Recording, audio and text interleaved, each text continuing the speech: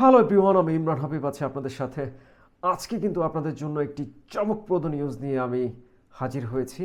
আর সেটি হচ্ছে যে ইতালি সরকার কিন্তু 2026 থেকে 2028 পর্যন্ত যেই প্রবাহ ডিক্রি জারি করেছে সেটির আওতায় কিন্তু সর্বমোট প্রায় 5 লক্ষ লোক ইতালিতে এই 3 বছর সময়কালে কাজের জন্য যেতে পারবে বা কাজের অনুমোদন দেওয়া হবে।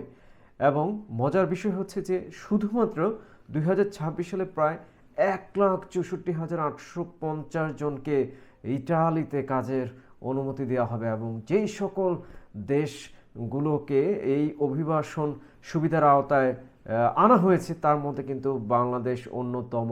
সুতরাং এই বিষয়টি খেয়াল রেখে কিন্তু ইটালিতে বিভিন্ন সিজনাল ওয়ার্ক এবং হচ্ছে যে কাজের জন্য আপনি কিন্তু চাইলে অ্যাপ্লাই করতে পারেন এবং আপনি কিন্তু চাইলে ইটালিতে যেতে পারেন খুব সহজেই।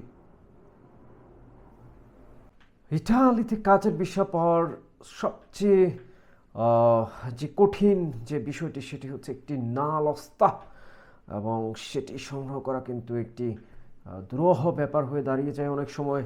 তবে আপনি যদি সঠিক নিয়মে সঠিক লোকের মাধ্যমে যদি আবেদন করেন তাহলে কিন্তু এই নাল অস্তা যদি আপনি সংগ্রহ করতে পারেন আপনার জন্য কিন্তু এই ইতালির ভিসাটা একদম সহজ হয়ে যায়। তো একটি অতি গুরুত্বপূর্ণ তথ্য আপনাদের সাথে শেয়ার করি, সেটি হচ্ছে যে বাংলাদেশ থেকে যেই নাল অস্তা আপনার এবং ডকুমেন্টেশন প্রোভাইড করা হয়েছে এমবেসিতে, এর মধ্যে বেশ কিছু ফলস অর্থাৎ ত্রুটিপূর্ণ ডকুমেন্টস পাওয়া গেছে এবং সেটি নিয়ে কিন্তু একটি খুব বড় ধরনের নেগেটিভ ইম্প্যাক্ট কিন্তু তৈরি হয়েছে।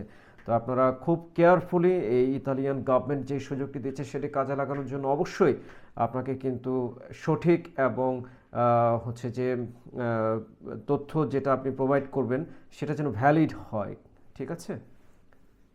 তো ইটালিয়ান ভিসায় কাজের ভিসায় যদি আপনি যেতে চান তাহলে পরে এই নাল অবস্থা আপনি যখন পেয়ে যাবেন আপনাকে একটি প্রোটোকল নাম্বার দেওয়া হবে এবং সেটির মাধ্যমে কিন্তু আপনি ভিএফএস গ্লোবালে ইটালিয়ান কাজের ভিসার জন্য অ্যাপ্লাই করবেন এবং বাকি যে প্রসিডিউরগুলো আছে সেগুলো অনুসরণ করে কিন্তু খুব সহজে আপনি কিন্তু ইটালিতে এই কাজের ভিসা কিন্তু পেয়ে যেতে পারেন।